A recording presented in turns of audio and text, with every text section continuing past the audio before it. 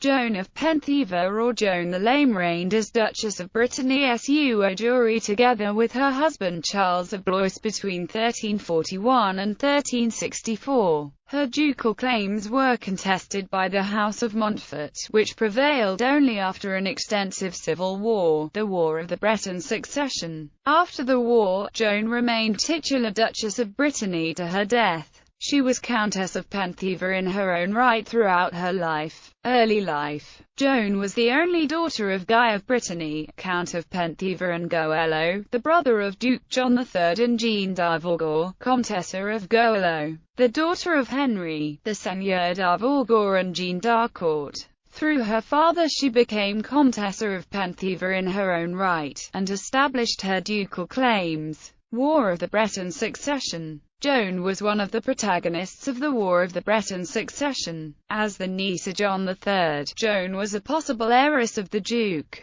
The issue of succession to the ducal crown would involve the issue of whether a child could, regardless of gender, claim the right of representation of a deceased parent, in which case Joan would inherit her father's rights as the second brother of the late Duke, or whether the next eldest male heir in a partially collineal line outranked all others. In the Breton succession, the collateral claimant was Joan's half-uncle John of Montfort, born from the second marriage of Duke Arthur II to Yolande of Dreux. John III had been alienated from Yolande, his stepmother, and sought to prevent his half-brother from succeeding him, including an abortive attempt to annul his father's second marriage and so render his half-siblings illegitimate. In 1337, Joan married Charles of Blois in Paris. In 1341, on the death of John III, the couple assumed the rule of the Duchy of Brittany,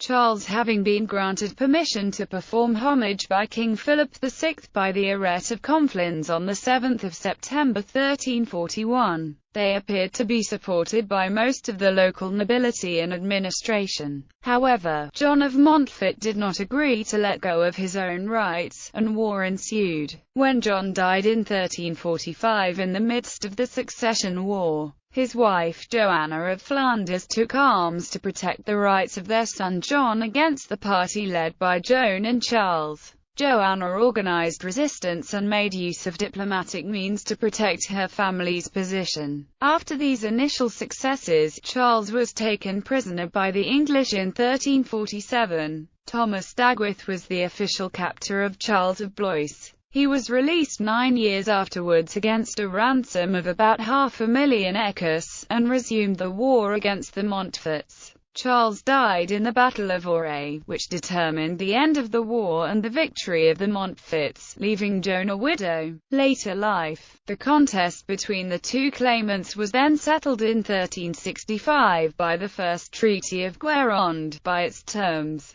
Joan received a substantial pension in compensation for her claims, the right to maintain the ducal title for life, all her familial lands of Penthievre and Avocaur, and an exemption from homage to the new duke for these territories. Most critically for future events, her male heirs would recover the duchy if John IV had no male posterity, and women were now formally prohibited from inheriting the duchy. In 1379, when John IV had been forced into exile in England, King Charles V of France attempted to annex Brittany to the French royal domain. Joan was shocked by this violation of her rights and those of her sons, as laid out in the Treaty of Guérande. Both her supporters and those of the Montfort line united to invite John IV back from his exile in England and retake control of the duchy. After the death of Charles V, she ratified on 2 May 1381 the Second Treaty of Guérande, which essentially restated the terms of the first. From the legal perspective of the treaties of Guérande, the issue of succession to the ducal crown appeared settled,